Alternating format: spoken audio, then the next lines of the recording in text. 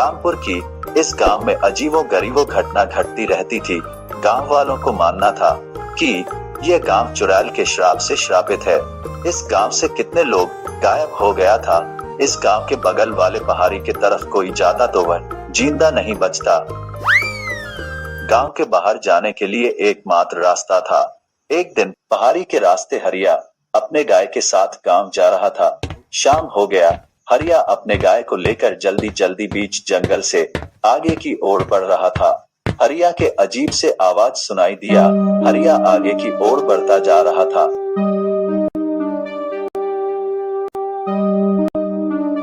तभी उसे एक लाल साड़ी में एक बुढ़िया दिखाई दिया।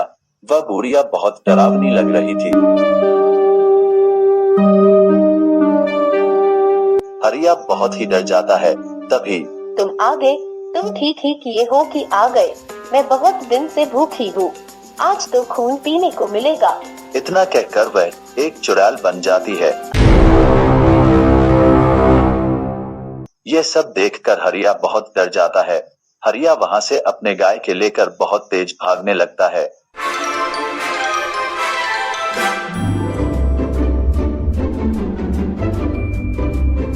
तभी वह चुड़ैल हरिया के सामने से आ जाती है। चुड़ैल हरिया और उसके गाय को वहीं पर मार देती है और उसका खून पीती है।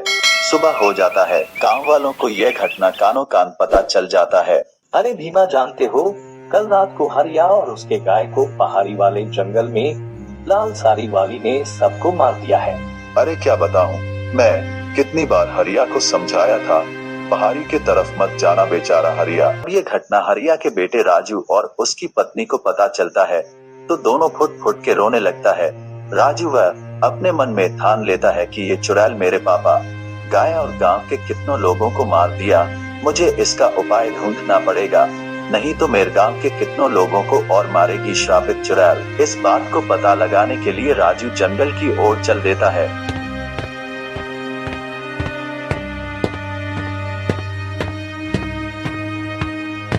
राजू जंगल में भटकते भटकते काफी दूर चला आता है। थोड़ी दूर चलने के बाद उसे एक तांत्रिक दिखाई देता है। राजू तांत्रिक को देखकर डर जाता है। तभी कौन हो तुम और इस घने जंगल में क्या कर रहे हो? तांत्रिक के इतना कहने पर राजू और डर जाता है। राजू डरते हुए और निराश होकर, मैं क्या बताऊं बाबा, एक चुड़ैल ने मेरे पिताजी, गाय और गांव के बहुत से लोगों को चुड़ैल ने मार डाला है और मारकर उसका खून पीती है और मेरे घर में एक बूढ़ी माँ बची हुई है। और राजू वहीं पर रोने लगता है।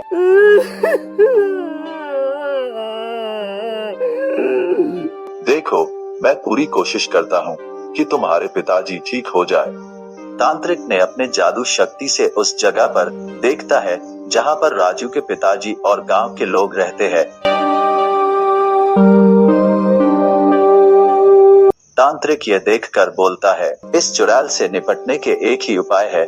ये लो खून की मटकी और इस मटकी के खून को उस चुड़ैल को पिलाना है। काम थोड़ा मुश्किल है, लेकिन इसी मटकी से तुम्हारे पिताजी और गांव के लोगों की जान बच पाएगा। अंधेरा हो गया।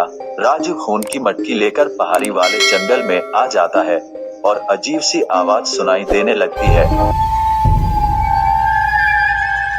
तभी लाल साड़ी वाली चुड़ैल सामने आ जाती है। राजू उसे देखकर डरने लगता है।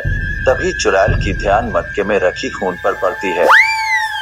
वाह, तुम मेरे लिए खून लाए हो। आज तो मजा ही आ जाएगा।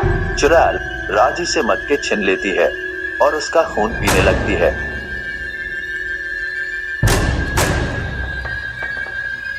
जैसे ही वह खून पीती है वह गायब होने लगती है और चुड़ैल के शरीर में आग लग जाती है।